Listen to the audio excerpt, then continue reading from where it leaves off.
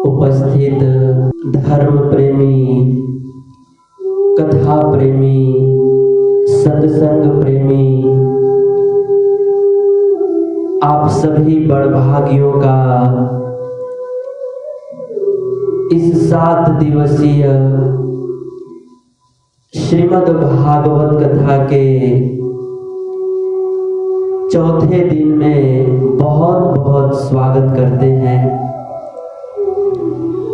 आइए आज के समय का सदुपयोग करते हुए भागवत की मंगलमयी कथा को प्रारंभ करें, क्योंकि इस घोर कलिकाल में श्रीमद् भागवत की कथा श्रवण करने की बड़ी महिमा है। क्या महिमा है? हमारे पुराणों में बहुत सुंदर कथा है कि एक समय सृष्टि के प्रथम जीव ब्रह्मा जी ने नारद जी से पूछा, क्षमा कीजिए, साक्षात भगवान कृष्ण से पूछा। ब्रह्मा जी ने साक्षात भगवान श्री कृष्ण से पूछा कि हे प्रभु, हे गोविंद, हे गोपाल, हे माधव, आप कहाँ रहते हैं? आपका अस्थाई, आपका परमानेंट निवास स्थान कहाँ है? क्या आप वैकुंठ में रहते हैं? क्या आप जो है हिमालय में तपस्या करने वाले योगियों के हृदय में रहते हैं? आप कहाँ रहते हैं? उस समय भगवान श्री कृष्ण ने मुस्कुराते हुए ब्रह्मा जी से कहा कि हे ब्रह्मा जी, न तो मैं वैकुंठ में ही रहता हूं और न तो मैं हिमालय में कठोर तपस्या करने वाले योगियों के हृदय में ही रहता हूं। हे ब्रह्मा जी, मैं आपको सत्य कहता हूं कि इस संसार में जहां जहां पर श्रीमद् भागवत की कथा होती है, उस स्थान पर मैं बिना बुलाए, बिना निमंत्रण के मैं दौड़े दौड़े चला जाता हूं और जहां पर मेरी भागवत की कथा होती है वहां पर मैं अखंड निवास करता हूं, वहीं पर मैं अखंड वास करता हूं। भगवान ने स्वयं अपने मुख से कहा, यत्र यत्र चतुर्वक्त्र श्रीमद् भागवतम भवेत गच्छामि तत्र तत्राहं गौर्यथा सुतवत्सला। भगवान स्वयं अपने मुख से कहते हैं, यत्र यत्र चतुर्मुख, हे 4 मुख वाले ब्रह्मा जी, यत्र यत्र, जहां जहां पर श्रीमद् भागवतम भवेत, जहां जहां पर श्रीमद् भागवत की कथा होती है, वहां वहां पर मैं जो है कैसे जाता हूं? भगवान उदाहरण दे रहे हैं कि जैसे एक बिल्कुल नई नई ब्याई हुई गाय जो है अपने बछड़े के पीछे पीछे चलती है। आप लोगों ने गांव में देखा होगा कि पहले के समय में जब कोई व्यापारी जो है गाय को खरीद कर लेकर जाते तो वे गाय को नहीं पकड़ते थे, वे व्यापारी जो है गाय के बछड़े को पकड़ लेते थे। तो गाय को अपने छोटे से बछड़े से इतना मोह होता है, इतना प्रेम होता है कि वह गाय माता जो है बछड़े के पीछे पीछे अपने आप चलते जाती थी। ये आप सब लोगों ने देखा होगा। तो भगवान वही उदाहरण दे रहे हैं, गौर यथा सुत वत्सला। हे ब्रह्मा जी, जैसे नई नई ब्याई हुई गाय जो है जहां जहां उसका बछड़ा जाता है वहां वहां पर गाय अपने आप जाते रहती है, वैसे ही ब्रह्मा जी इस संसार में जहां जहां पर मेरे भक्त भागवत की कथा कहते हैं वहां वहां पर मैं बिना बुलाए जाता हूं और उस स्थान पर मैं अखंड वास करता हूं। ये भगवान कहते हैं, ये है भागवत की महिमा। इतना ही नहीं, भगवान स्वयं अपने मुख से भागवत की महिमा बताते हुए कहते हैं कि हे ब्रह्मा जी, इस संसार में अगर कोई व्यक्ति, मान लीजिए कहीं पर भागवत की कथा हो रही है और अगर कोई व्यक्ति अपने घर से जितना कदम चल करके भागवत कथा में जाता है तो उस व्यक्ति को एक एक कदम पर जो है एक एक अश्वमेध यज्ञ करने का फल प्राप्त हो जाता है। अर्थात अगर कोई व्यक्ति जो है अपने घर से चल करके भागवत कथा में 100 कदम चल करके जाता है तो उस व्यक्ति को 100 अश्वमेध यज्ञ करने का फल प्राप्त हो जाता है। ये भगवान कहते हैं। मैं श्लोक भी सुना देता हूं। भगवान कहते हैं, दृष्ट्वा भागवतम दुरात प्रगमेथ सम्मुखम हियः पदे पदे अश्वमेधस्य फलं प्रापन्योत असंशयः। दृष्ट्वा भागवतम दुरात प्रगमेत सम्मुखम यः पदे पदे अश्वमेधस्य फलं प्रापन्योत असंशयः।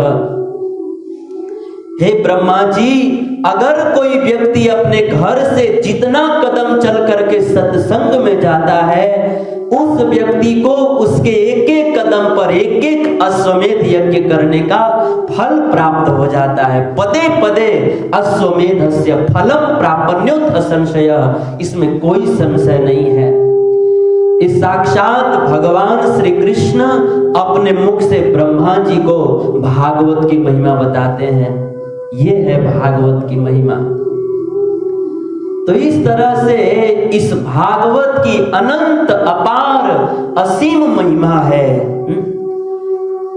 इतना ही नहीं, भागवत की महिमा में वेद व्यास जी पद्म पुराण के उत्तरखंड में एक बहुत सुंदर इतिहास का वर्णन करते हैं और यही इतिहास जो है नैमिषारण्य के पवित्र वन में बैठकर सूत गोस्वामी जी 88,000 ऋषि मुनियों को सुनाते हुए कहते हैं कि हे शौनक आदि ऋषियों, राज्ञो मोक्षम तथा वीक्ष्य पुरा धाता पिबीस्मितः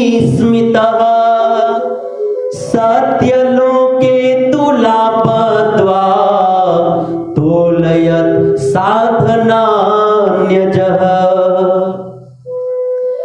इस कथा को सुनाते हुए सूत गोस्वामी जी कहते हैं कि हे शौनक आदि ऋषियों, एक समय जब परीक्षित महाराज केवल 7 दिन भागवत कथा सुनने मात्र से वे इस संसार को छोड़ करके दिव्य सोने के विमान में बैठकर भगवान के वैकुंठ धाम में जा रहे थे, तो इस दृश्य को देख करके ब्रह्मलोक में ब्रह्मा जी को बहुत बड़ा आश्चर्य हुआ और ब्रह्मा जी ने सोचा कि जिस वैकुंठ की प्राप्ति जो है हजारों वर्षों तक तपस्या करने से नहीं होती, जिस वैकुंठ की प्राप्ति हजारों वर्षों तक तीर्थों में वास करने से नहीं होती,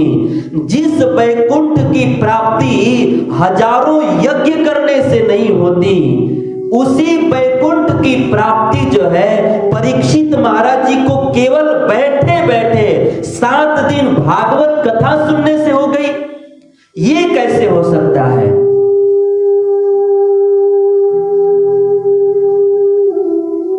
ब्रह्मा जी को अपने दृष्टि पर विश्वास नहीं हुआ। उस समय ब्रह्मा जी ने अपना संशय दूर करने के लिए, अपना संदेह दूर करने के लिए ब्रह्मलोक में एक बहुत बड़ी ऋषियों की सभा लगाई और उस सभा में एक बहुत बड़ा तराजू मंगवाए और ब्रह्मा जी ने तराजू के एक पलड़े में हजारों वर्षों के तपस्या का फल रखा, हजारों यज्ञ करने का फल रखा और हजारों वर्षों तक तीर्थों में वास करने का फल रखा और तराजू के दूसरे पलड़े में केवल 7 दिन भागवत कथा सुनने का फल रखा। उस समय उस ब्रह्मलोक में एक आश्चर्यमयी घटना घटी। क्या? कि उस समय जो है अन्य सभी साधनों का फल वाला पलड़ा जो है सरसों के दाना के जैसा हल्का पड़ गया और केवल 7 दिन भागवत कथा सुनने का फल वाला पलड़ा जो है मेरू पर्वत के समान भारी पड़ गया। उस समय ब्रह्मा जी ने ऋषियों की सभा में ऐलान कर दिया, घोषणा कर दिया कि हे ऋषि मुनियों, जिस वैकुंठ की प्राप्ति हजारों वर्षों तक तपस्या करने से नहीं होती, जिस वैकुंठ की प्राप्ति हजारों वर्षों तक तीर्थों में वास करने से नहीं होती, जिस वैकुंठ की प्राप्ति हजारों यज्ञ करने से नहीं होती, उसी वैकुंठ की प्राप्ति जो है इस कलिकाल में केवल 7 दिन तक भागवत कथा सुनने मात्र से हो जाती है। बोलिए भागवत भगवान की जय। ये है भागवत की महिमा। जिस वैकुंठ की प्राप्ति हजारों यज्ञ, हजारों वर्षों तक तीर्थों में वास करने से, हजारों वर्षों तक तपस्या करने से नहीं होती, उसी वैकुंठ की प्राप्ति जो है इस कलिकाल में केवल 7 दिन तक भागवत कथा सुनने मात्र से हो जाती है। ये है भागवत की महिमा। इसीलिए हर एक व्यक्ति को भागवत कथा सुनने का जब अवसर प्राप्त हो तो उसे जरूर अपना समय निकालकर भागवत कथा सुनना चाहिए। और उसमें भी ऐसे महामारी के समय में, जिस समय पूरे विश्व में इतनी बड़ी आपदा और विपदा आई है और जिस समय में हम सब लोगों के पास टाइम भी है, ऐसे समय में तो हमें अवश्य सुनना चाहिए, क्योंकि जीवन का कोई भरोसा नहीं है, कोई भरोसा नहीं है। आज ही अभी शाम को 6 बजे जो है मेरी बहन का फोन आया था कि हमारे बड़े पिताजी के जो सबसे बड़े लड़के हैं उनको कोरोना की बीमारी हो गई है और उनके पूरे परिवार को, उनकी पत्नी को, भाभी को, उनके बच्चियां हैं, सबको कोरोना हो गया है। और आज मुझे पता चला कि वो 4 दिन से बिल्कुल सीरियस स्थिति में है और आईसीयू में भर्ती हैं। जीवन का कोई भरोसा नहीं है, कोई भरोसा नहीं है। तो कहने का भाव यह है कि आज जिस समय में विश्व पर इतनी बड़ी आपदा आई है और जिस समय में हम सब लोगों के पास पर्याप्त समय है, इस समय में तो हमें अवश्य भागवत कथा का अवसर का लाभ लेना चाहिए। तो जितने भी भक्त लोग देख रहे हैं, आप सब लोग तो समय का बहुत अच्छा सदुपयोग कर रहे हैं, आप सबका बहुत बहुत धन्यवाद है। और आप लोगों के बहाने मैं मेरी भी वाणी को पवित्र कर पा रहा हूं, तो मुझे भी लाभ हो रहा है, आप सबको भी लाभ हो रहा है। और मेरा रिक्वेस्ट है कि कस्या में अपने बहुत सारे भक्त हैं या जो कोई भी अपने पहचान के हैं, सबको इस कथा से जोड़िए। आप सब लोग इस कथा का लिंक जो है दूसरे भक्तों तक पहुंचाइए, क्योंकि कई सारे भक्तों को पता भी नहीं है कि कथा हो रही है। तो ये आप भक्तों की जिम्मेदारी है सभी भक्तों तक इसकी सूचना पहुंचाना। तो सब भक्तों को पहुंचा दीजिए। तो मैं ये कह रहा हूं कि भागवत की कथा सुनने की बड़ी महिमा है। सो आइए इस अनंत महिमा से मंडित श्रीमद् भागवत की कथा को प्रारंभ करें। और वैसे तो भागवत में हम सब लोगों के लिए बहुत सारी कल्याणप्रद, मंगलप्रद, शिक्षाप्रद कथाएं हैं, लेकिन हम सब लोग जो है पिछले 4 दिनों से भागवत में जो भगवान के भक्तों का चरित्र है उसी को हम सब लोग विस्तार से श्रवण कर रहे हैं। तो आज हम लोगों ने प्रथम दिन में ध्रुव महाराज जी का चरित्र श्रवण किया, दूसरे दिन में जो है हम लोगों ने भगवान की महान भक्ता द्रौपदी जी का चरित्र श्रवण किया, और कल के दिनों में हम सब लोगों ने महाभागवत भगवान के प्रिय सखा सुदामा जी के चरित्र को श्रवण किया। तो आज जो है उसी भक्तों के कथा के क्रम में आज हम सब लोग गजेंद्र मोक्ष की कथा श्रवण करेंगे। भागवत के 8वें स्कंद में गजेंद्र मोक्ष की कथा है। देखिए इस भागवत कथा में बार बार गजेंद्र शब्द आएगा। तो गजेंद्र का अर्थ होता है हाथी। गजेंद्र को गजराज भी कहते हैं, हाथी भी कहते हैं। तो जब भी गजेंद्र शब्द उच्चारण किया जाएगा तो उसका अर्थ आप लोग हाथी लीजिएगा। तो भागवत के 8वें स्कंद में गजेंद्र भगवान के महान भक्त गजेंद्र नामक हाथी की कथा है। तो आज हम उसी भगवान के परम भक्त गजेंद्र नामक हाथी को भगवान ने कैसे मगरमच्छ के चंगुल से छुड़ा करके उसका उद्धार किए, आज हम उसी कथा को थोड़ा विस्तार से श्रवण करेंगे। इस कथा का प्रारंभ कुछ इस प्रकार से होता है। सुखदेव गोस्वामी जी कहते हैं कि परीक्षित, एक बार एक गजेंद्र नामक हाथी और मगरमच्छ, इन दोनों के बीच में जो है एक सरोवर में लड़ाई छिड़ गई, जंग छिड़ गया। और इन दोनों में कई घंटे नहीं, कई दिन नहीं, कई महीने नहीं, कई वर्षों तक जो है आपस में लड़ाई होते रही। और अंत में जो है गजेंद्र ने अपने को हारता हुआ देख करके उसने भगवान को पुकारा। और जैसे ही गजेंद्र ने भगवान को पुकारा उस समय साक्षात भगवान प्रकट होकर के अपने भक्त गजेंद्र नामक हाथी का उद्धार किए। भागवत के 8वें स्कंद में वर्णन है कि जब सुखदेव जी ने परीक्षित को संक्षिप्त में एक कथा सुनाई तो परीक्षित महाराज जी ने इस कथा को सुनकर 2 प्रश्न किया और बहुत महत्वपूर्ण प्रश्न किया। सबसे पहला,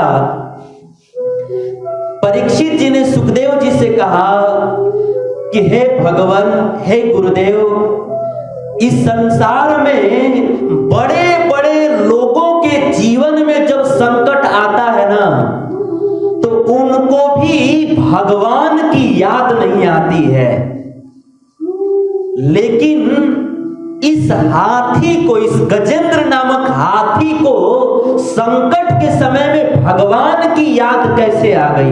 ये पहला प्रश्न। और प्रश्न स्वाभाविक भी है,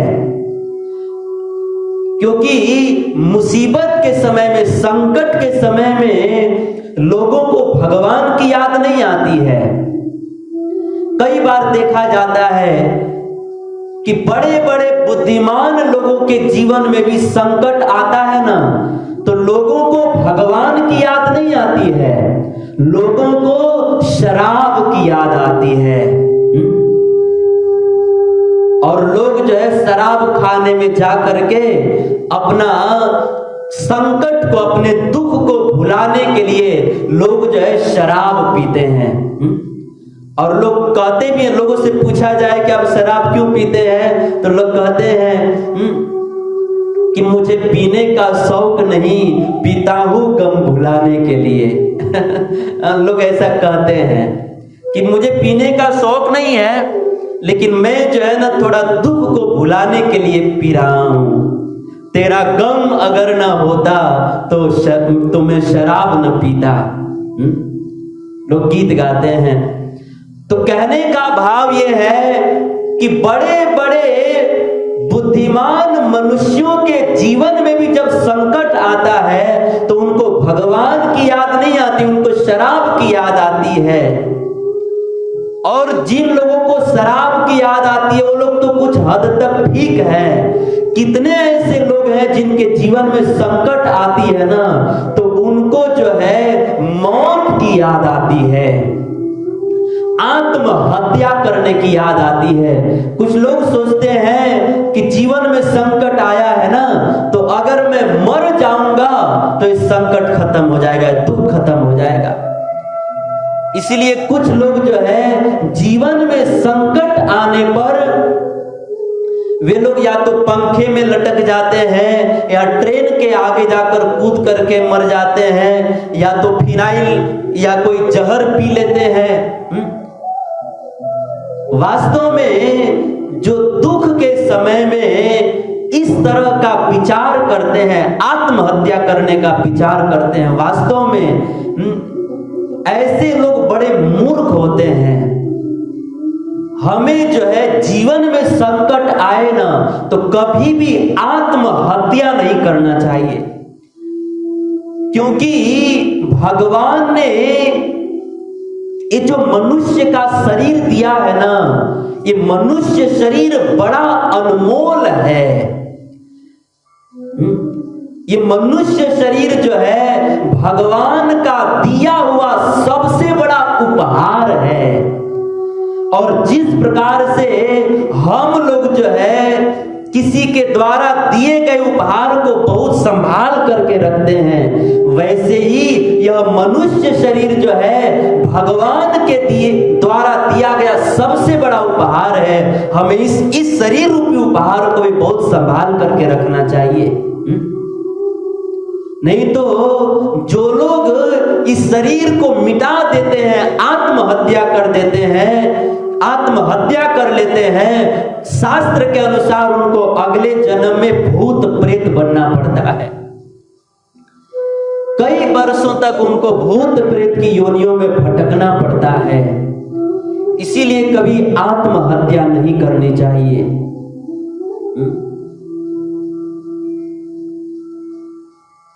जीवन में जब संकट आए तो हमें भगवान को पुकारना चाहिए, लेकिन संसार के लोगों को पहले से अभ्यास होता नहीं है, इसीलिए जब जीवन में संकट आ जाता है, दुख आता है, तो उनको भगवान की याद नहीं, शराब की याद आती है, आत्महत्या की याद आती है। लेकिन परीक्षित महाराज जी ने पूछा सुखदेव जी से कि हे भगवान, लोगों के जीवन में संकट आए तो उनको भगवान की याद नहीं आती, लेकिन इस हाथी के जीवन में संकट आया तो मेरा प्रश्न है कि इसको भगवान की याद कैसे आ गई। ये पहला प्रश्न। और दूसरा प्रश्न ये है कि जो भगवान बड़े बड़े ऋषि मुनियों के द्वारा वेद मंत्र के उच्चारण करने पर भी नहीं आते हैं, वे भगवान जो है एक हाथी की पुकार सुन करके कैसे आ गए, उस हाथी के पास कैसे चले गए और उसकी रक्षा कैसे कर दिए, मुझे समझ में नहीं आ रहा है। हे भगवान, आप कृपा करके ये जो गजेंद्र मोक्ष की कथा है ना, ये हाथी के उद्धार की जो कथा है, आप कृपा करके मुझे विस्तार से सुनाइए। जब परीक्षित महाराज ने इस तरह से सुखदेव गोस्वामी जी से जिज्ञासा किया, उस समय सुखदेव गोस्वामी जी इस गजेंद्र मोक्ष की कथा को बहुत विस्तार से सुनाना प्रारंभ करते हैं। और आप सब लोग बड़े ध्यान से इस प्रसंग को श्रवण कीजिए। इस प्रसंग को सुनने की बड़ी महिमा है। भगवान गजेंद्र का उद्धार करने के बाद स्वयं अपने मुख से कहे कि इस गजेंद्र के मोक्ष की कथा को जो लोग जो है सुबह के समय में और शाम के समय में गान करेंगे और श्रवण करेंगे, ऐसे लोगों को मैं जो है जीवन के अंत समय में, मृत्यु के समय में जो पीड़ा होती है ना, उस पीड़ा से मैं मुक्त कर दूंगा और उनको जीवन के अंत समय में मैं अपना स्मरण प्रदान करूंगा। ये भगवान ने स्वयं अपने मुख से कहा है गजेंद्र मोक्ष की कथा सुनने की महिमा। इसलिए सब लोग इस कथा को बहुत ध्यान से सुने।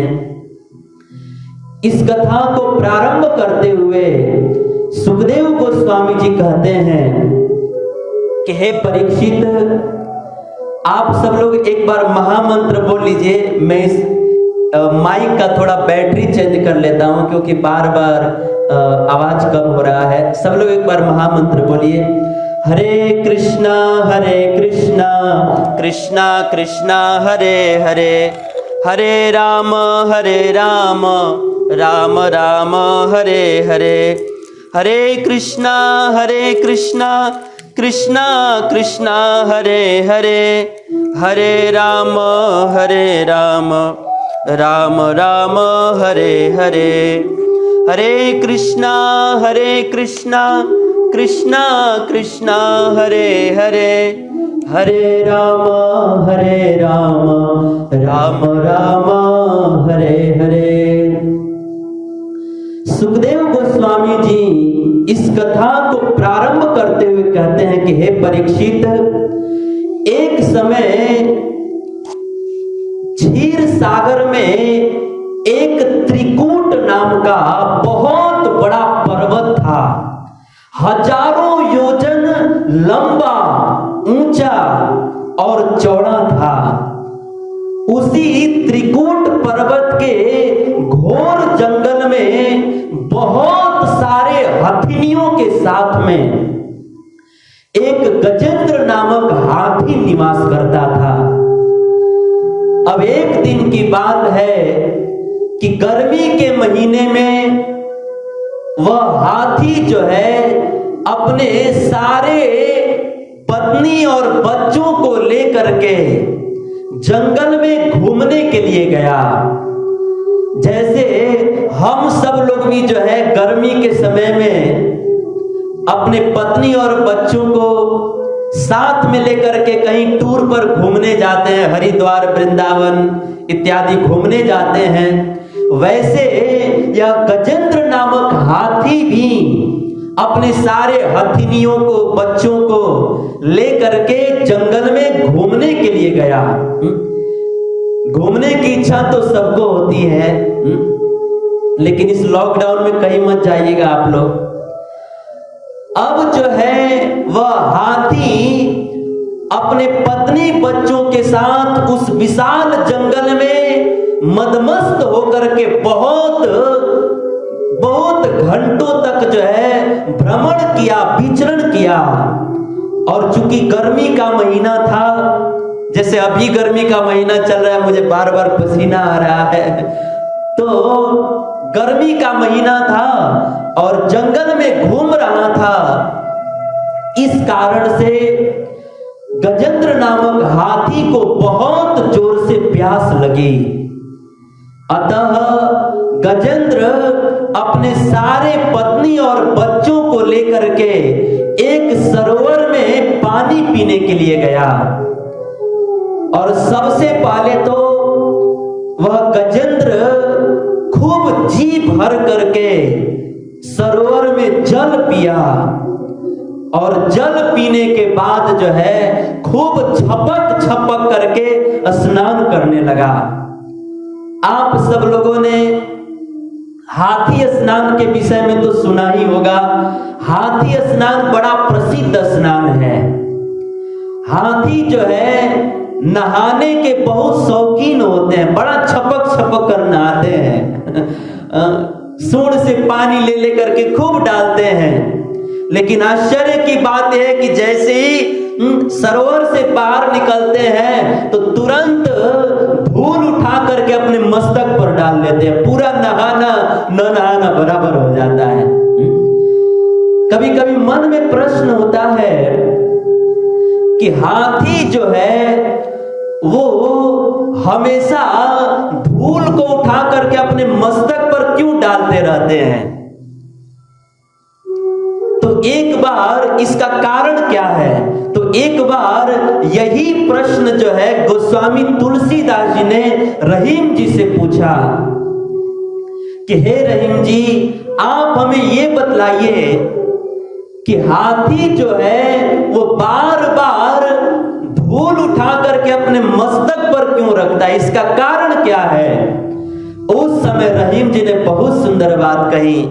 रहीम जी ने कहा कि हे गोस्वामी तुलसीदास जी, हाथी जो है धूल को उठा करके मस्तक पर यूं ही नहीं डालता है, उसका कारण है। कारण यह है कि हाथी जो है यह सोचता है कि जिस भगवान राम के चरण रज से पत्थर बनी हुई गौतम नारी की पत्नी अहिल्या तर गई, हाथी जो है भगवान राम के उसी चरण रज को ढूंढते हैं। और हाथी सोचते हैं कि जिस चरण रज के स्पर्श से, जिस राम जी के चरण रज के स्पर्श से गौतम नारी की पत्नी अहिल्या तर गई, अगर उसी भगवान का चरण रज कभी मेरे मस्तक पर ही पड़ जाए तो मेरा भी उद्धार हो जाएगा।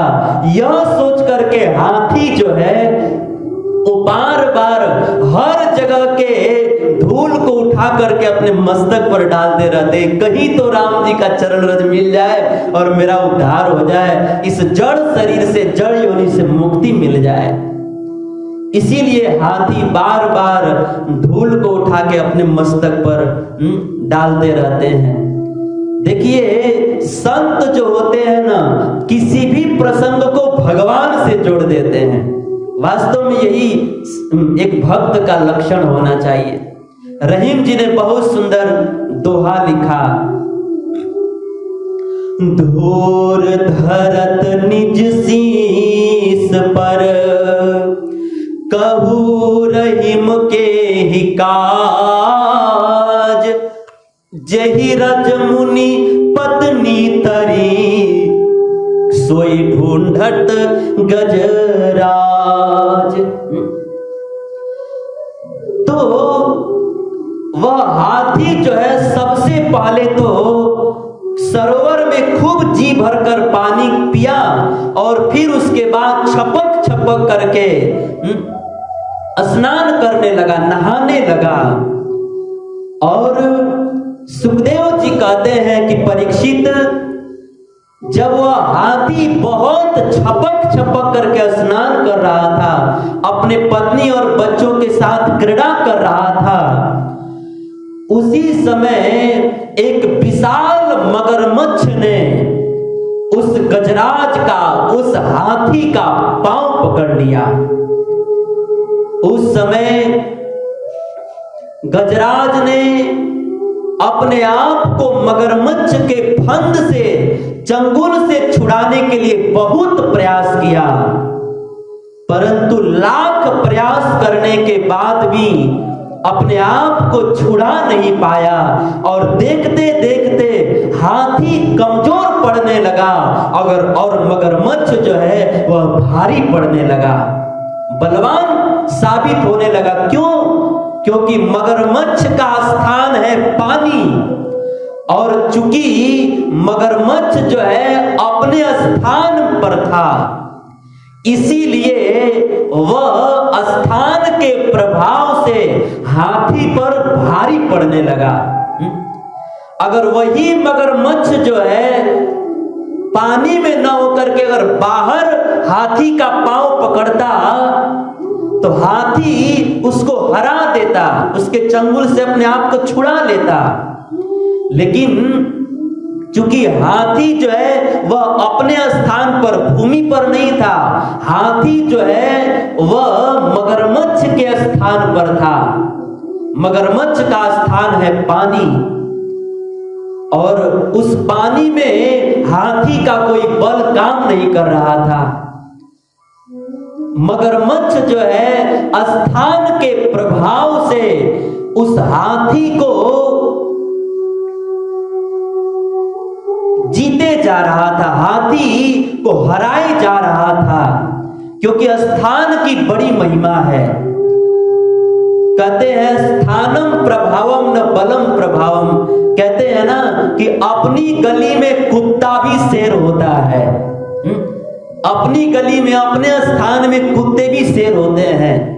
वैसे ही यह मगरमच्छ जो है यद्यपि कमजोर था लेकिन अपने स्थान पर था, इसीलिए यह कमजोर होते हुए भी हाथी पर भारी पड़ रहा था, क्योंकि स्थान की बड़ी महिमा है, स्थान का अपना प्रभाव होता है।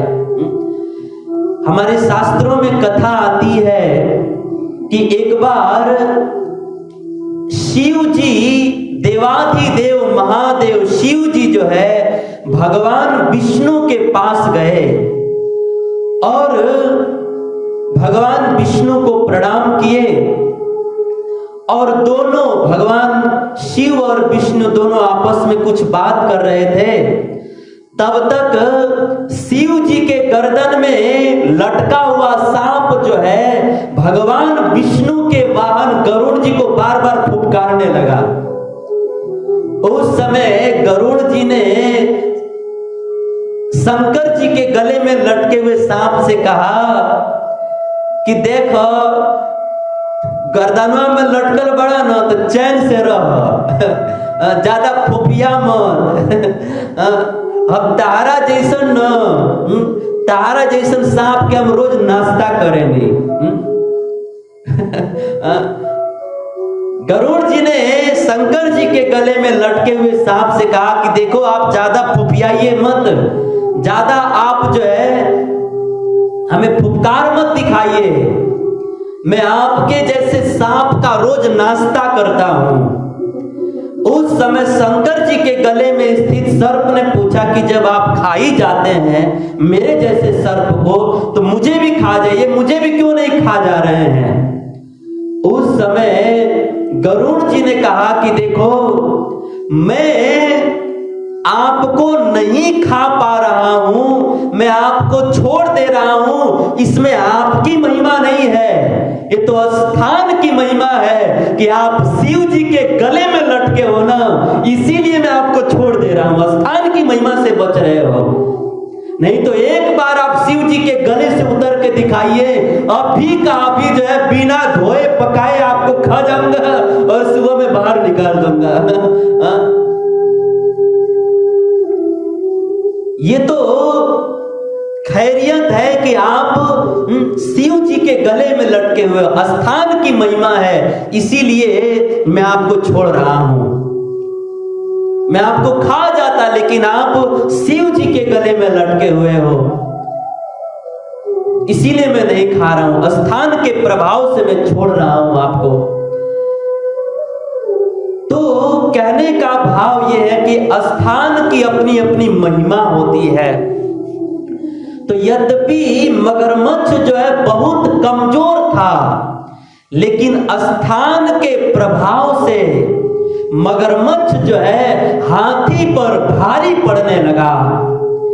अब जब गजेंद्र ने देखा कि यह मगरमच्छ जो है मुझ पर भारी पड़ रहा है, तो अंत में गजेंद्र ने अपने पत्नी बच्चों से मदद मांगी। उस समय उसके जो हथिनियां थी, उसके छोटे छोटे बच्चे थे, वो सारे उसके पत्नी और बच्चे जो है अपने सूंड से गजेंद्र का पूंछ पकड़ करके सरोवर से बाहर खींचने लगे।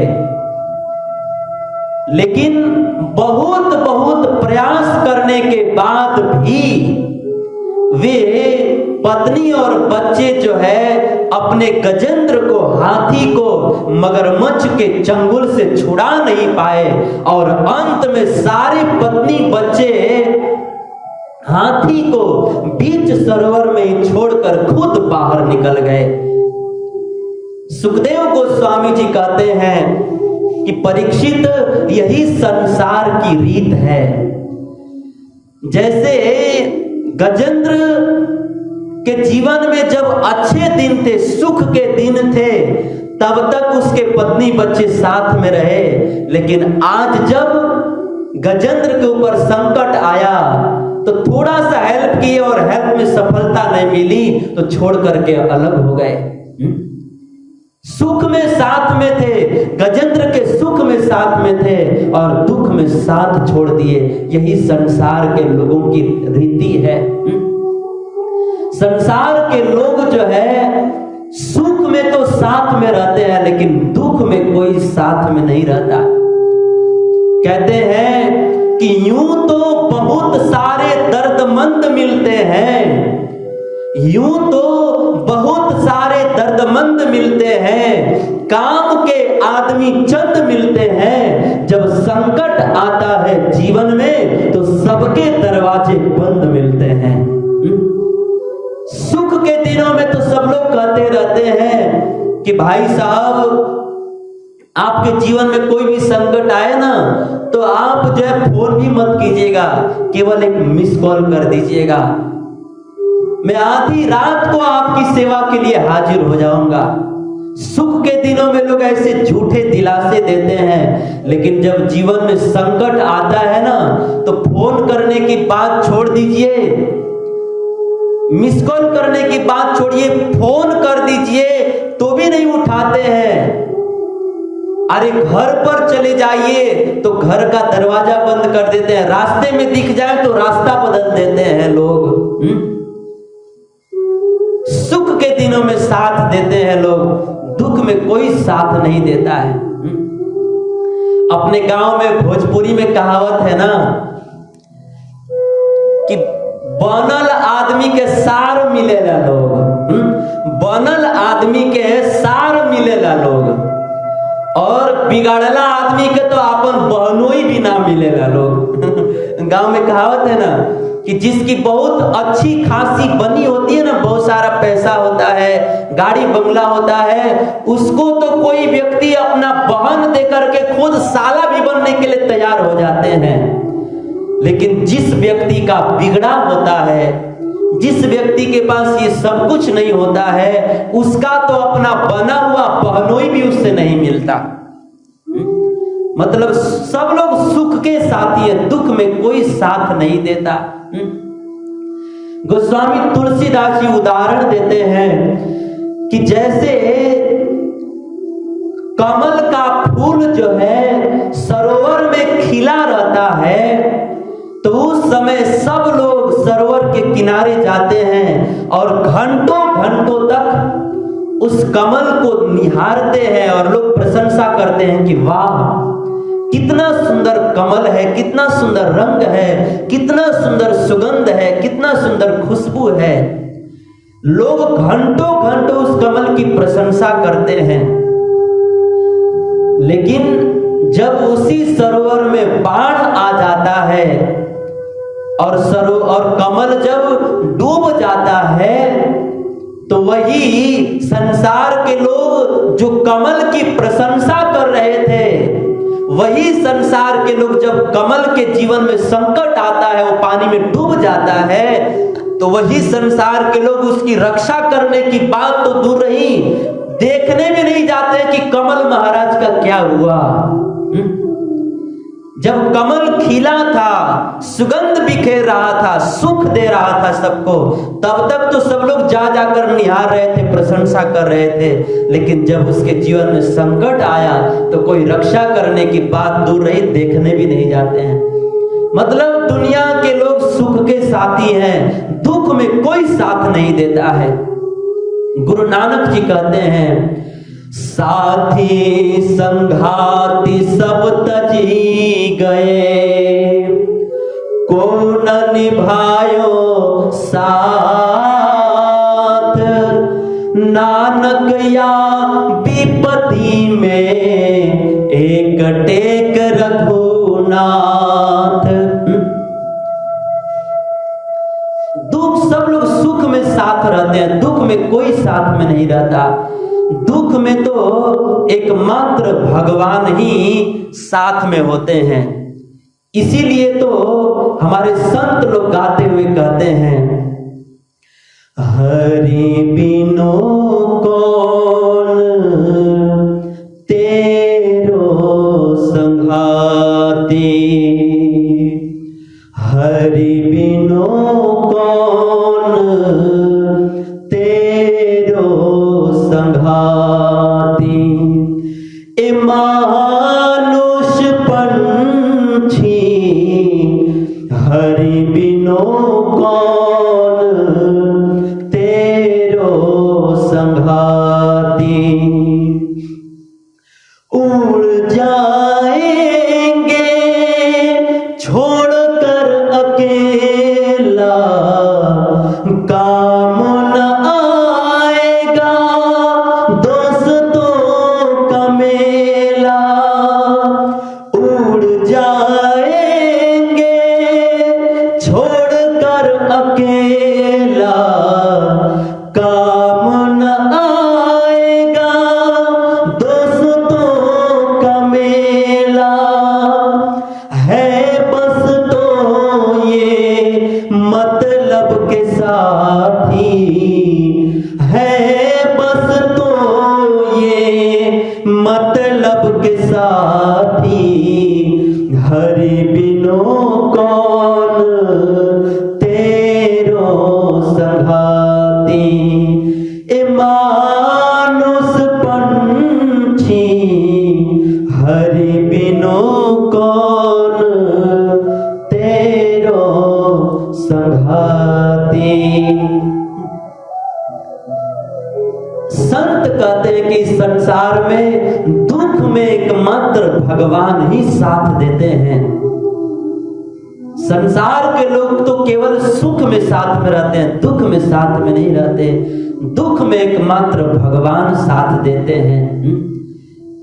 जैसे महाभारत में कथा है, आप सब लोग जानते हैं कि जब पांचों पांडव जुआ में द्रौपदी को हार गए, उस समय दुर्योधन ने दुशासन को आदेश दिया कि दुशासन जाओ द्रौपदी को खींच कर लेकर आओ, अब द्रौपदी मेरी हो चुकी है, उसे खींच कर लेकर आओ और उसको मेरी जंघा पर बिठाओ। दुशासन गया।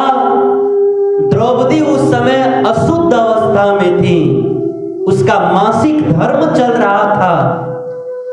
उसके बार बार मना करने पर भी दुशासन द्रौपदी के बाल को पकड़ करके खींचता हुआ, घसीटता हुआ उस भरी सभा में लेकर आया। दुर्योधन ने सबके सामने गरजते हुए कहा कि दुशासन, तुम जो है इस द्रौपदी को निर्वस्त्र करके मेरी जंघा पर बिठाओ, क्योंकि अब ये मेरी हो चुकी है। उस समय दुशासन जो है द्रौपदी को निर्वस्त्र करने के लिए उसका वस्त्र खींचने लगा। महाभारत में वर्णन है कि उस समय दुर्योधन के राजसभा में हजारों कुर्सियां लगी हुई थी, हजारों राजा महाराजा बैठे हुए थे, और द्रौपदी जो है एक एक करके सबके शरण में गई कि कृपा करके आप मेरी रक्षा कर लीजिए, आप मेरी लाज बचा लीजिए। भीष्म पितामह के शरण में गई, द्रोणाचार्य के शरण में गई, धृतराष्ट्र के शरण में गई, सबके शरण में गई और द्रौपदी ने अपने लाज की रक्षा के लिए प्रार्थना किया, परंतु किसी ने भी द्रौपदी की पुकार को नहीं सुना। ऐसा लगता था कि सब के सब मर गए हैं, क्योंकि मरे हुए लोग ये नहीं सुनते हैं। उस समय द्रौपदी को एक संत की बात याद आई।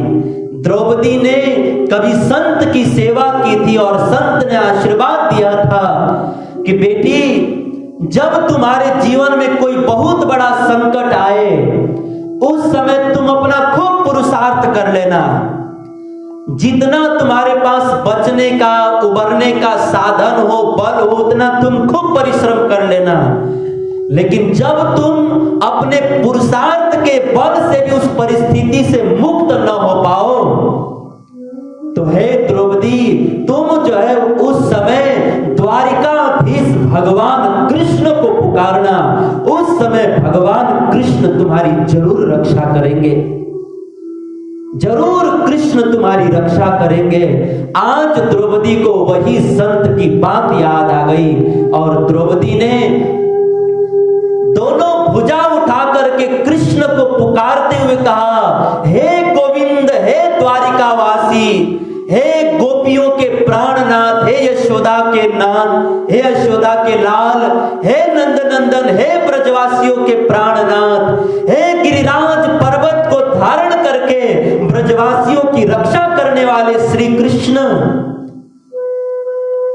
हे श्याम सुंदर, आज तक मेरे मन में एक बहुत बड़ा भ्रम बैठा हुआ था। हे श्याम सुंदर, मेरे मन में भ्रम बैठा हुआ था ना कि पांचों पांडव मेरी रक्षा करेंगे, लेकिन ये पांचों पांडव मेरी रक्षा नहीं कर पाए।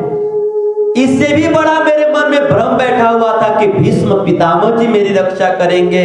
मेरे मन में भ्रम बैठा हुआ था कि धृतराष्ट्र मेरी रक्षा करेंगे। मेरे मन में भ्रम बैठा हुआ था कि सभा में उपस्थित इतने बड़े बड़े राजा महाराजा मेरी रक्षा करेंगे। यहां तक कि मुझको मेरे अपने भुजाओं पर भरोसा था कि मैं अपने भुजाओं के बल पर मैं अपनी रक्षा कर लूंगी। मेरे भीतर ये बहुत बड़ा भ्रम बैठा हुआ था कि लोग मेरी रक्षा करेंगे, मैं अपने भुजा से मेरी रक्षा कर लूंगी। परंतु कृष्ण, आज मेरे इस भ्रम का नाश हो गया। आज मुझे पता चल गया कि वास्तव में न तो 5 पांडव मेरी रक्षा कर सकते हैं, न तो भीष्म, न द्रोणाचार्य, न धृतराष्ट्र, न राजा महाराजा, कोई मेरी रक्षा नहीं कर सकता। हे कृष्ण, ऐसे विपत्ति के समय में एकमात्र आप ही मेरी रक्षा कर सकते हैं। इसलिए हे द्वारिकानाथ, कृपा करके आप मेरी रक्षा कीजिए। द्रौपदी ने भगवान को पुकारा और महाभारत में वर्णन है कि जिस द्रौपदी की पुकार को किसी ने भी नहीं सुना, उस द्रौपदी के पुकार को भगवान ने सुना और भगवान ने द्रौपदी की रक्षा की, द्रौपदी की लाज बचा ली। प्रसंग बड़ा है, कहने का भाव यह है कि द्रौपदी के जीवन में जब दुख आया उस समय सबने साथ छोड़ दिया, परंतु भगवान ने द्रौपदी का साथ नहीं छोड़ा, भगवान ने द्रौपदी की रक्षा किया। इसका मतलब यह है कि दुख में एकमात्र भगवान ही सहायक होते हैं। इसीलिए जब जीवन में संकट आए ना, तो भागवत के इस प्रसंग से सीख मिलती है कि जब जीवन में संकट आए तो हमें जो है जगत को नहीं कहना चाहिए, हमें जो है भगवान, हमें भगवंत को कहना चाहिए, हमें भगवान से प्रार्थना करनी चाहिए, क्योंकि दुख से एकमात्र भगवान ही हमें मुक्त कर सकते हैं। दुख में एकमात्र भगवान ही हमारी सहायता करते हैं। तो जब गजेंद्र ने देखा, सुखदेव गोस्वामी जी कहते हैं कि परीक्षित मगरमच्छ हाथी का पांव पकड़ करके धीरे धीरे उसको बीच सरोवर में बहुत गहरे जल में लेकर जाने लगा। उस समय गजेंद्र के जो पत्नी और बच्चे थे, छोटे छोटे हाथनी और हथिनियां थी, वो सब लोगों ने भी गजेंद्र का साथ छोड़ दिया। उस समय गजेंद्र ने आकाश में स्थित देवताओं को पुकारा कि हे देवताओं, कृपा करके आप लोग मुझे बचा लीजिए। लेकिन देवता लोग भी जो है आकाश में खड़े खड़े गजेंद्र के दुख को देख रहे थे। वे जो है इसका मजा ले रहे थे कि देखो क्या होता है। देवता लोग भी तमाशा देख रहे थे, देवता लोग भी मदद करने नहीं आए। सुखदेव जी कहते हैं कि परीक्षित, जब गजराज ने देखा कि अपना बल भी काम में नहीं आया, मेरे स्वजनों का बल भी मेरे काम में नहीं आया, यहां तक कि देवताओं का बल भी मेरे काम में नहीं आया, जब गजराज ने देखा कि मैं बिल्कुल असहाय हो गया, निर्बल हो गया, तब उस समय अंत में उस गजराज को, उस हाथी को अंत में ध्यान आया। क्या ध्यान आया? सूरदास जी ने बहुत सुंदर लिखा है, सुनेरी मैंने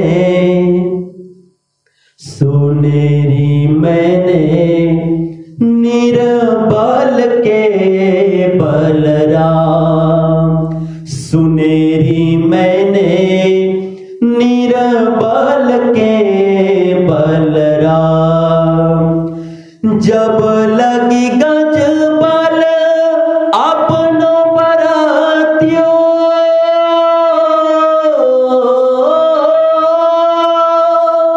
जब लगी गज बल अपनो बरातियों, नेक सरयो नहीं काम, नेक सरयो नहीं काम, सुनेरी मैंने निर्बल के बलराम, निर्बल होए बल राम पुकारियो,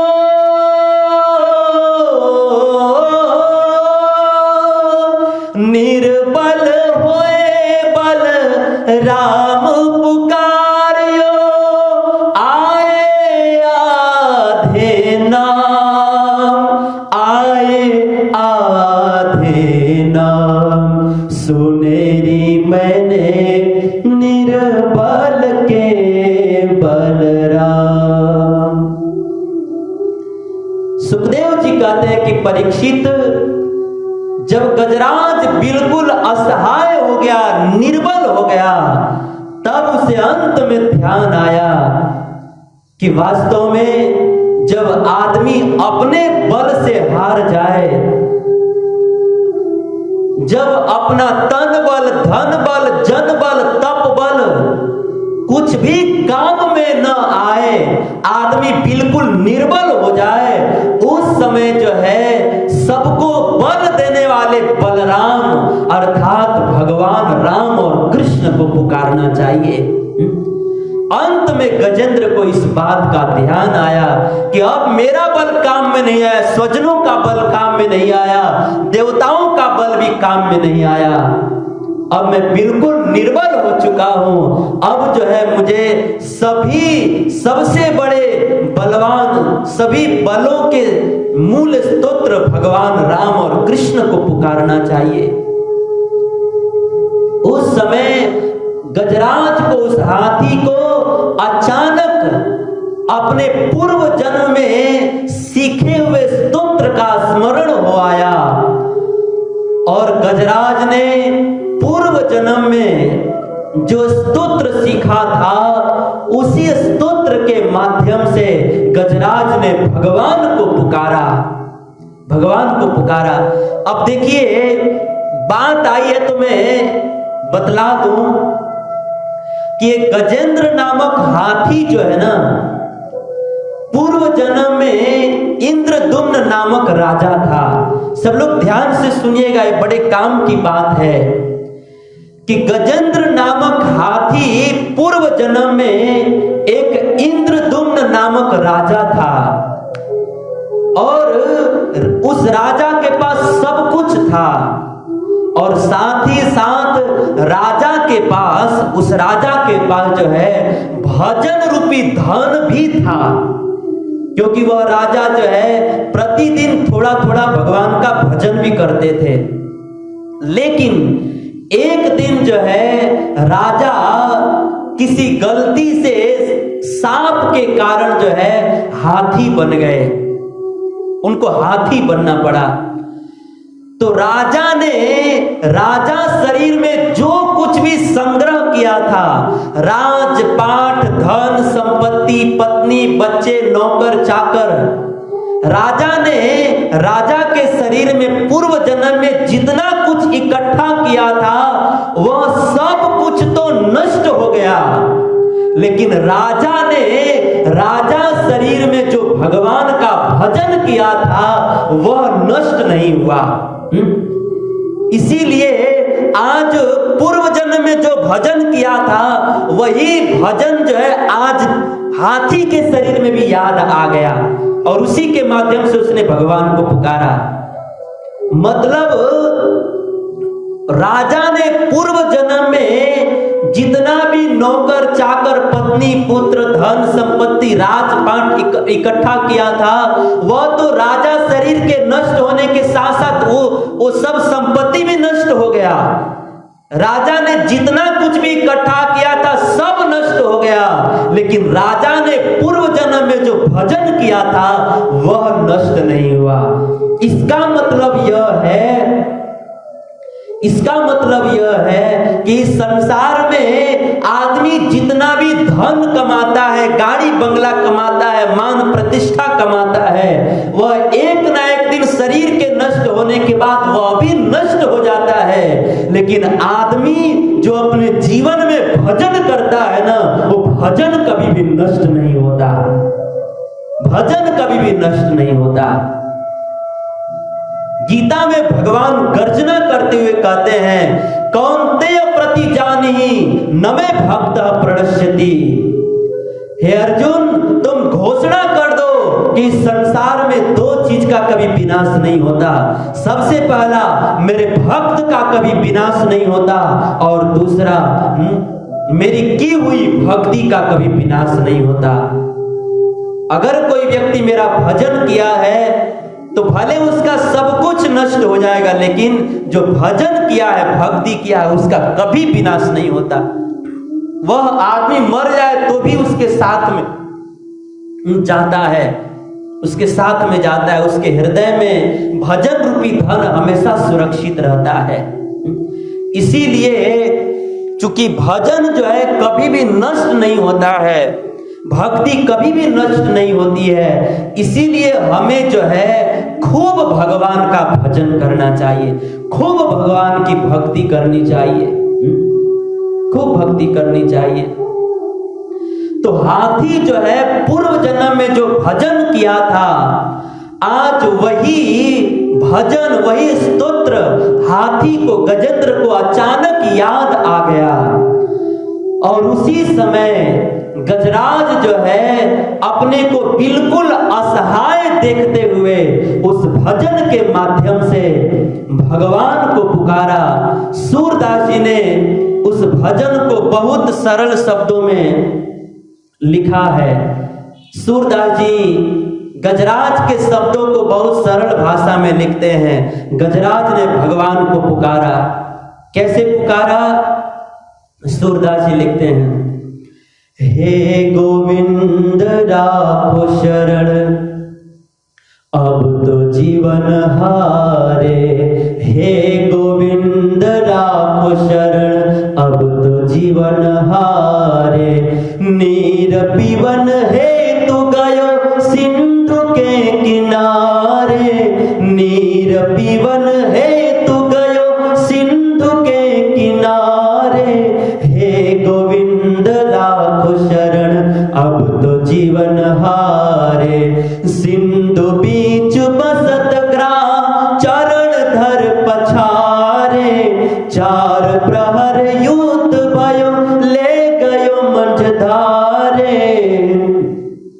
नाक कान डूबन लागे कृष्ण को पुकारे, द्वारिका में शोर भयो शब्द भयो भारे, द्वारिका में शब्द भयो शोर भयो भारे, हे गोविंद राखो शरण अब तो जीवन हारे, हे गोविंद राखो शरण अब तो जीवन हारे। शंख चक्र गदा पद्म गरुड़ ले पधारे, शंख चक्र गदा पद्म गरुड़ ले पधारे, सूर कहे श्याम सुनो शरण में तिहारे, सूर कहे श्याम सुनो शरण में तिहारे, अब की बेर पार करो नंद के दुलारे, अब की बेर पार करो नंद के दुलारे, हे गोविंद राखो शरण अब तो जीवन हारे, हे गोविंद राखो शरण अब तो जीवन हारे, नीर पीवन हेतु गयो सिंधु के किनारे, नीर पीवन हेतु गयो सिंधु के किनारे, हे गोविंद राखो शरण अब तो जीवन हारे। इस तरह से गजेंद्र जो है भगवान को पुकारने लगा। और सुखदेव गोस्वामी जी कहते हैं कि परीक्षित, जैसे ही गजेंद्र ने बिल्कुल असहाय होकर के निर्बल अवस्था में भगवान को पुकारा, उस समय गजेंद्र की पुकार, उस हाथी की पुकार जो है स्वर्ग लोक का भेदन करते हुए, ब्रह्म लोक का भेदन करते हुए, समस्त भौतिक ब्रह्मांड को लोक परलोक का भेदन करते हुए उस गजेंद्र की पुकार जो है भगवान के वैकुंठ में पहुंच गई, भगवान के कान में पहुंच गई। और गजेंद्र की पुकार को सुन करके भगवान जो है अपने वैकुंठ में आकुल और व्याकुल हो गए। और भगवान गजेंद्र की पुकार सुन करके गजेंद्र की रक्षा करने के लिए भगवान जो है अपने शेष शैया से कूद पड़े और भगवान कृष्ण गजेंद्र की रक्षा करने के लिए तेज गति से दौड़े। लक्ष्मी जी ने पूछा कि प्रभु आप कहां जा रहे हैं? उस समय भगवान गजेंद्र की रक्षा करने के लिए, अपने भक्त की रक्षा करने के लिए इतना तेज गति से दौड़े कि भगवान ने माता लक्ष्मी जी से वैकुंठ में कहा हाँ, और थी कहा तो हाथी के पास पहुंच गए थे। इतने तेज गति से भगवान जो है गजेंद्र की रक्षा करने के लिए दौड़े थे। हमारे संतों ने लिखा है, हाथी कहे धाये हरि, हाथी कहे धाये हरि, गज को देखी निराश, उचरियो निज धाम में थी हाथी के पास। भगवान ने बैकुंठ में कहा हा और थी कहा तो हाथी के पास पहुंच गए थे। भगवान इतने तेज गति से उस गजेंद्र की रक्षा करने के लिए दौड़े थे। देखिए, भगवान की गति जो है ना सबसे तेज है। एक बार संतों के सभा में प्रश्न उठा कि सबसे तेज गति किसकी है, सबसे तेज कौन चलता है? तो किसी विद्वान ने कहा कि देखो, सबसे तेज गति जो है मन की है। मन बहुत तेज गति से चलता है। अमेरिका जो है भारत से कितना दूर है, एरोप्लेन से जाने में भी 16-17 घंटा लगता है, लेकिन मन की स्पीड कितनी तेज है कि एक क्षण में मन अमेरिका पहुंच जाता है।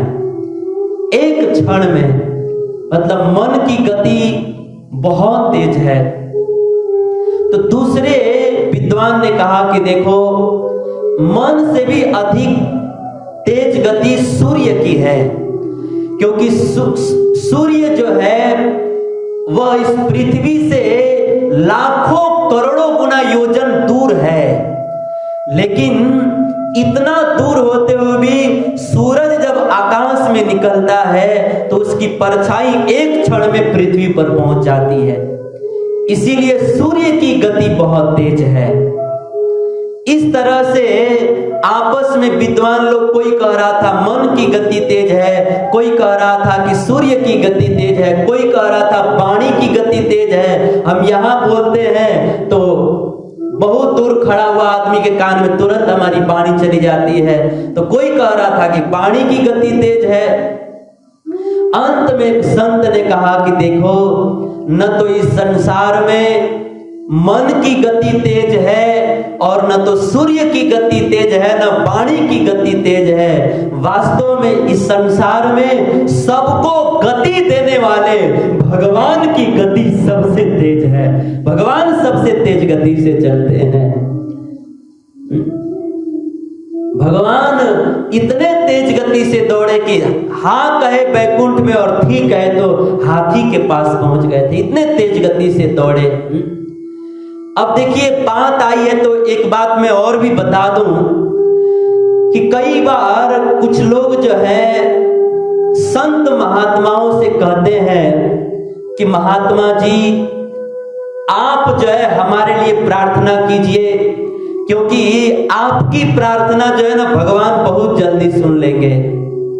लोग संतों से, महात्माओं से ऐसा कहते हैं और उनका भाव है, प्रेम है, कहते हैं बहुत अच्छी बात है कि संतों पर प्रेम है, इतना विश्वास है, तो भी तो ये कहते हैं। लेकिन वास्तविक बात यह है कि देखिए, ऐसा जरूरी नहीं है कि भगवान जो है केवल संतों की प्रार्थना कोई जल्दी से सुनते हैं। ऐसा जरूरी नहीं है।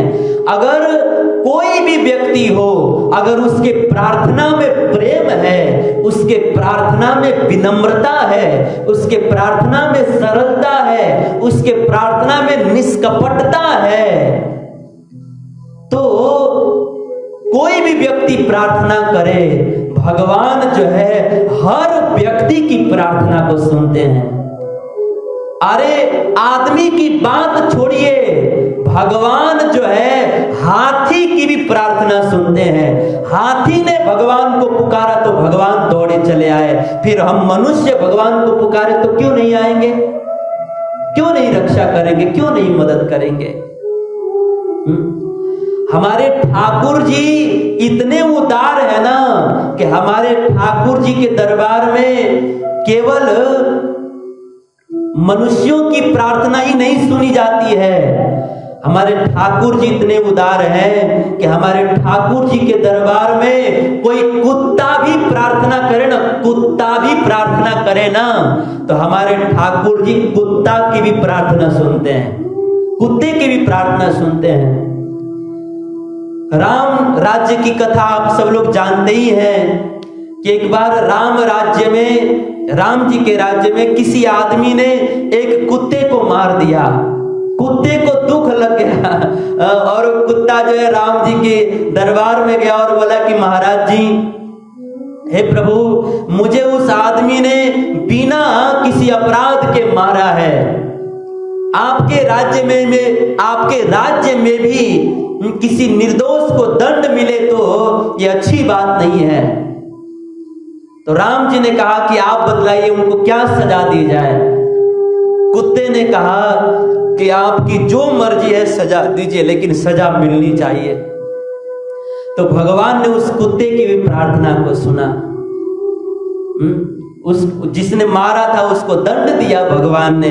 तो कहने का भाव यह है कि हमारे ठाकुर जी का दरबार इतना उदार है कि हमारे ठाकुर जी के दरबार में कुत्ते की भी प्रार्थना सुनी जाती है, हाथी की भी प्रार्थना सुनी जाती है, फिर मनुष्यों की प्रार्थना क्यों नहीं सुनी जाएगी? और उसमें भी अगर प्रार्थना में निष्कपटता है, उस प्रार्थना में प्रेम है, तो उस प्रार्थना को क्यों नहीं सुनी जाएगी? जरूर सुनी जाएगी।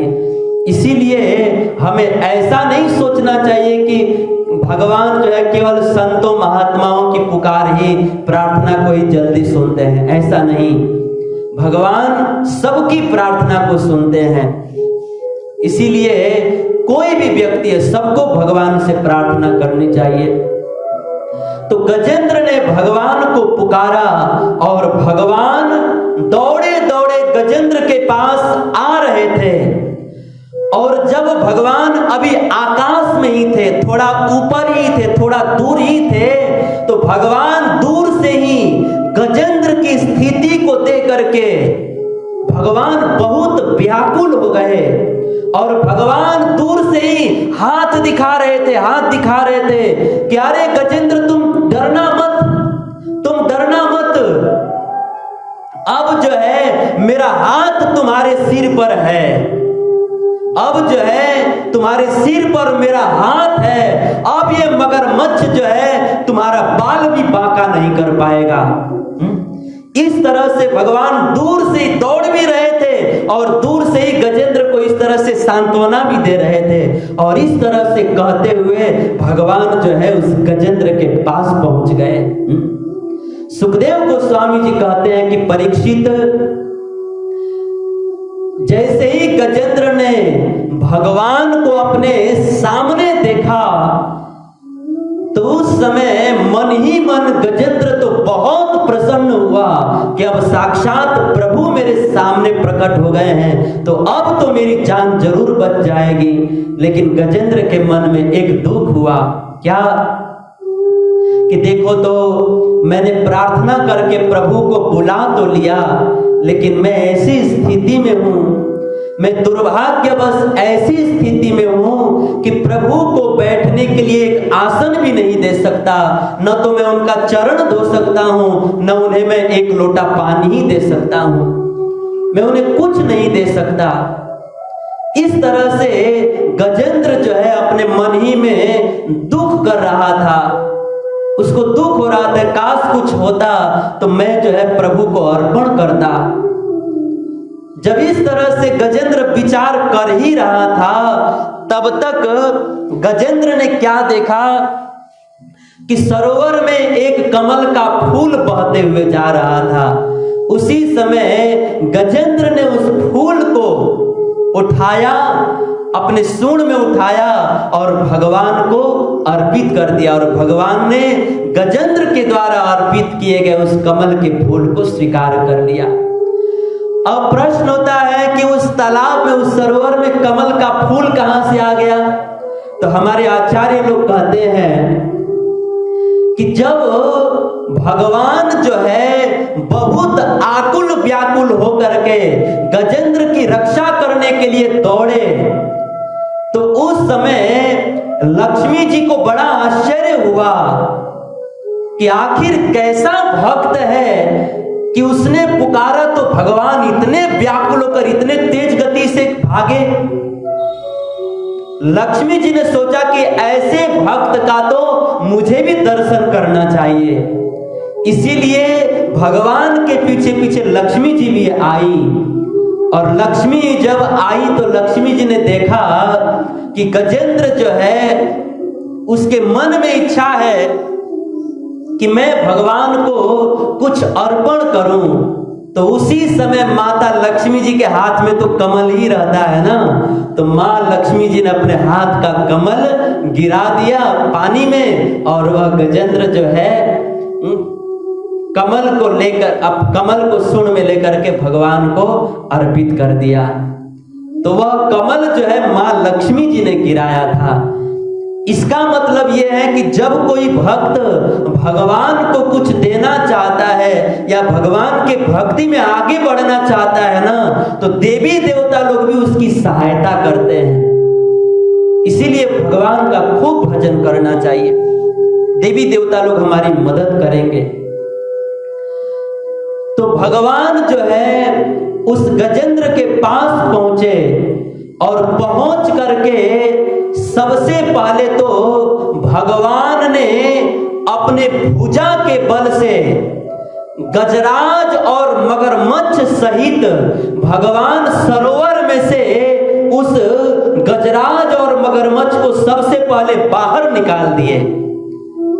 और बाहर निकालने के बाद सबसे पहले भगवान ने भूमि पर रख करके सबसे पहले अपने चक्र से भगवान ने मगरमच्छ का गर्दन काट दिया, क्योंकि भगवान ने सोचा कि पानी में मगरमच्छ दिखाई नहीं दे रहा है, कहीं मैं चक्र चलाऊंगा तो अगर असावधानी हो गई तो मेरे भक्त गजेंद्र को भी लग सकता है। इसीलिए भगवान सतर्कता बरतते हुए सबसे पहले तो दोनों को बाहर निकालिए, फिर अपने चक्र से ग्राह का उद्धार किए, और ग्राह सुंदर शरीर प्राप्त करके और वह परलोक में चला गया। और फिर उसके बाद जो है भगवान ने गजेंद्र का उद्धार किया। अब यहां पर एक प्रश्न होता है कि भगवान की स्तुति किया गजेंद्र ने, और दुख में भी वास्तव में गजेंद्र ही था, और भगवान रक्षा, और भगवान जो है गजेंद्र की ही रक्षा करने के लिए आए थे। भगवान गजेंद्र का ही उद्धार करने के लिए आए थे, लेकिन भगवान जो है सबसे पहले गजेंद्र का उद्धार न करके सबसे पहले मगरमच्छ का उद्धार क्यों किए? तब संत लोग कहते हैं भगवान जो है सबसे पहले ग्राह का उद्धार, मगरमच्छ का उद्धार इसलिए किए क्योंकि गजेंद्र जो है वह तो भगवान का चरण पकड़ा था, परंतु ग्राह जो है मगरमच्छ जो है वह भगवान का चरण पकड़ने वाले भक्त गजराज का चरण पकड़ा हुआ था। इसीलिए भगवान ने सबसे पहले ग्राह का, मगरमच्छ का उद्धार किया और बाद में गजेंद्र हाथी का उद्धार किया। मतलब भगवान जो है इस प्रसंग से जगत को शिक्षा देना चाहते हैं कि देखो इस संसार में जो मेरा चरण पकड़ेगा उसका उद्धार मैं बाद में करूंगा, लेकिन जो मेरे भक्तों का चरण पकड़ेगा उसका उद्धार मैं सबसे पहले करूंगा। इसीलिए हमें जो है भगवान का चरण पकड़ने के बजाय भगवान के भक्तों का चरण पकड़ना चाहिए, क्योंकि जो लोग भगवान के भक्तों का चरण पकड़ते हैं भगवान उनका सबसे पहले उद्धार करते हैं।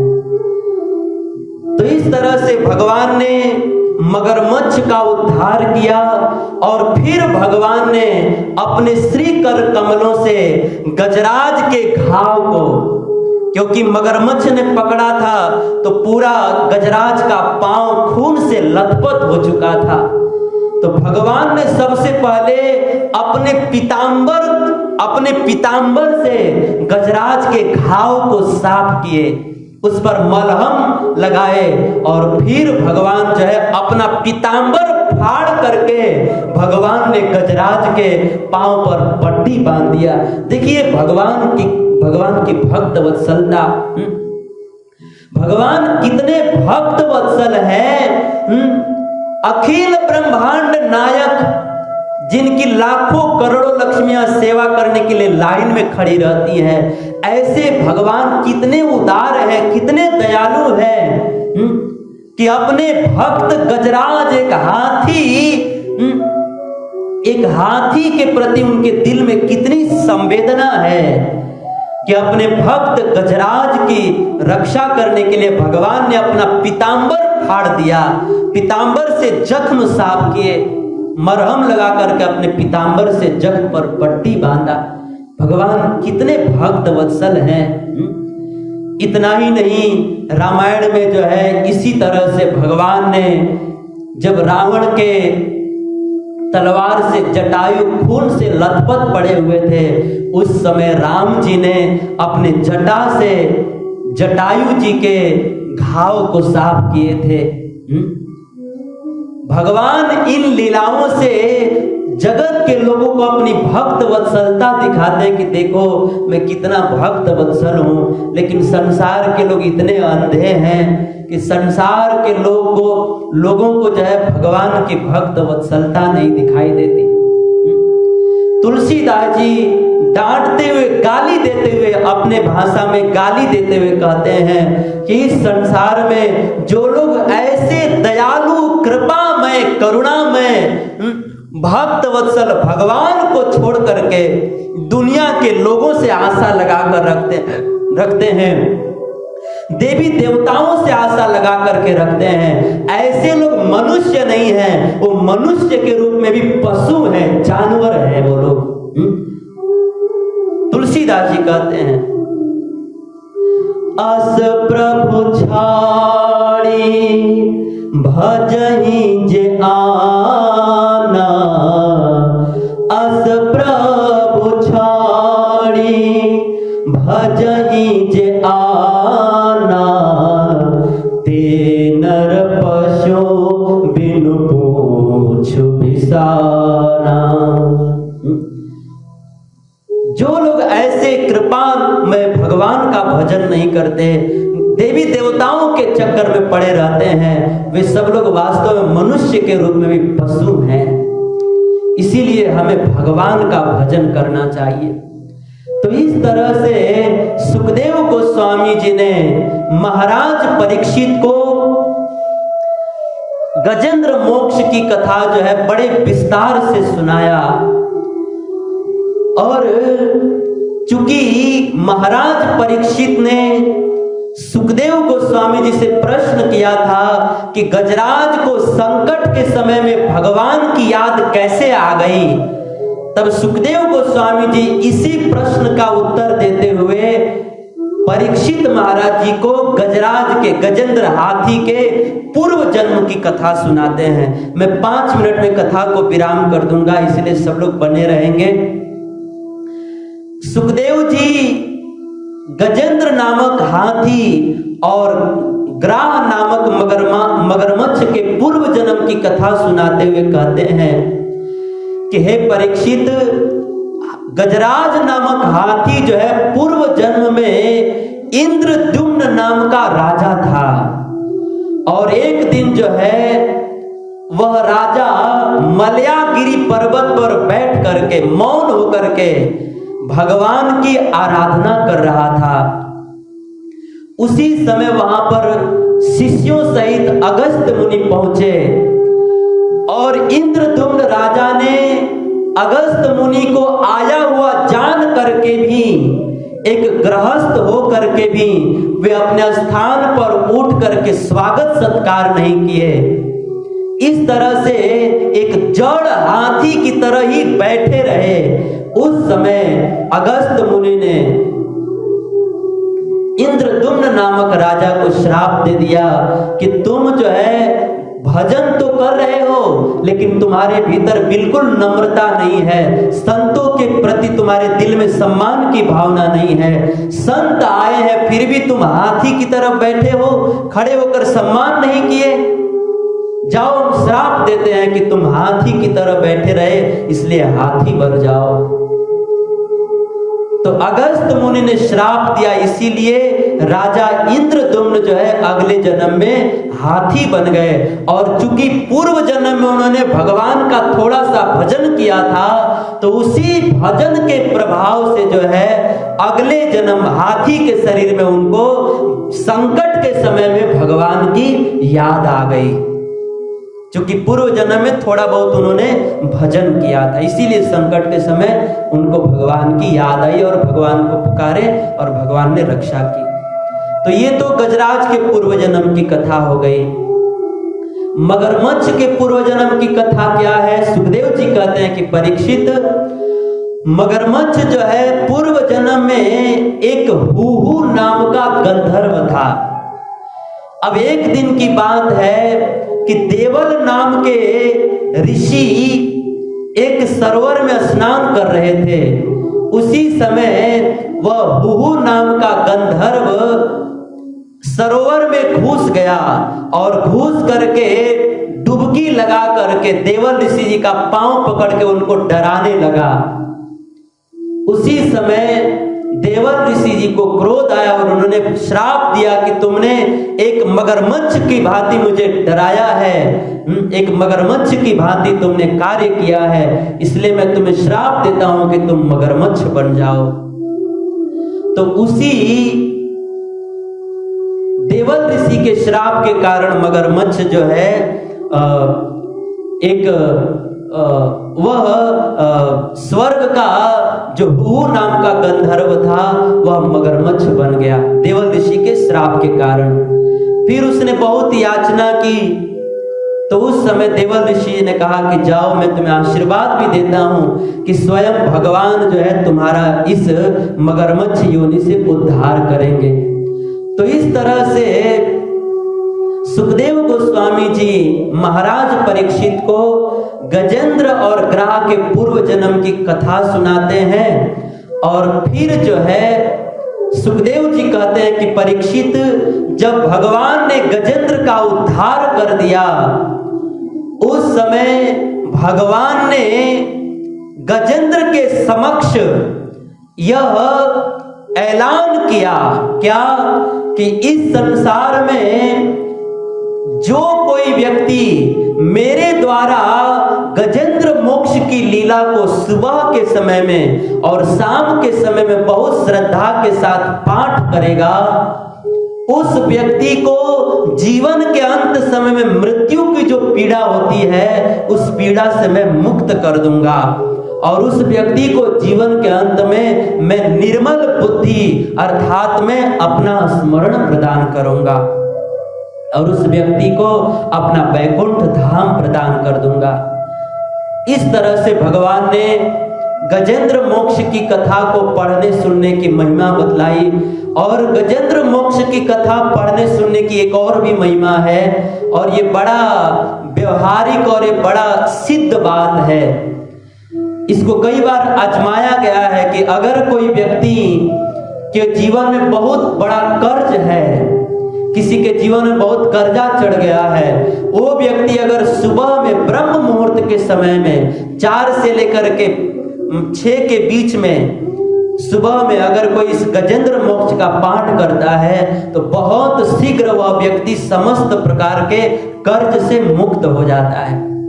इसलिए जिनके जीवन में कर्ज है, अगर इच्छा हो तो उन्हें इस गजेंद्र मोक्ष का भी पाठ करना चाहिए। तो इस तरह से यह गजेंद्र मोक्ष की कथा जो है बहुत सुंदर है। और अंत में मैं 2 मिनट में बात बतला दूं कि देखिए, ये जो गजेंद्र मोक्ष की कथा है ना, यह गजेंद्र मोक्ष की कथा केवल एक हाथी की कथा नहीं है, यह हम सब की कथा है। ये हम सब की कथा है। कैसे? तो आचार्य कहते हैं कि जैसे हाथी जो है अपनी प्यास मिटाने के लिए सरोवर में गया, वैसे ही हम जीवात्मा रूपी हाथी भी जो है अपनी वासना की प्यास मिटाने के लिए इस भव सागर रूपी सरोवर में आते हैं। और जैसे हाथी जो है जल पी करके सरोवर में मस्त हो गया, वैसे ही हम जीवात्मा रूपी हाथी भी जो है इस भवसागर रूपी सरोवर में विषय वासना रूपी जल को पी करके भी मस्त हो जाते हैं। और जैसे पानी में मस्त हाथी को तुरंत ग्राह ने पकड़ लिया, वैसे ही विषय रूपी जल में मस्त हम लोगों को जो है मृत्यु रूपी ग्राह जो है आकर के तुरंत पकड़ लेता है। और जैसे गजेंद्र जो है ग्राह के द्वारा पकड़े जाने पर भगवान को पुकारा और पानी में बहते हुए फूल को भगवान को अर्पण कर दिया तो उसका उद्धार हो गया, वैसे ही जीवात्मा रूपी हाथी मृत्यु रूपी ग्राह के द्वारा पकड़े जाने पर यदि भगवान को पुकारे और संसार में बहते हुए मन रूपी पुष्प को भगवान के चरणों में अर्पण कर दे तो जैसे ग्राह का उद्धार हो गया, वैसे जैसे गजेंद्र का उद्धार हो गया, वैसे हम जीवात्माओं का भी उद्धार हो जाएगा। तो इस तरह से हमारे आचार्य लोग बतलाते हैं कि गजेंद्र की कथा केवल एक हाथी की कथा नहीं है, ये हम सबकी ही कथा है। इसीलिए ऐसा नहीं समझना चाहिए कि ये कोई सतयुग त्रेता की शास्त्रीय घटना है, इससे हमको क्या लेना देना, नहीं। ये हाथी के उद्धार की कथा वास्तव में हम सबकी कथा है। तो इस तरह से भागवत के 8वें स्कंद में सुखदेव गोस्वामी जी महाराज परीक्षित को गजेंद्र मोक्ष की कथा सुनाते हैं। और वही कथा जो है मैंने आप सबको अपनी टूटी फूटी भाषा में श्रवण कराया, तो इसमें कोई त्रुटि हुई होगी तो आप सब लोग क्षमा कीजिएगा।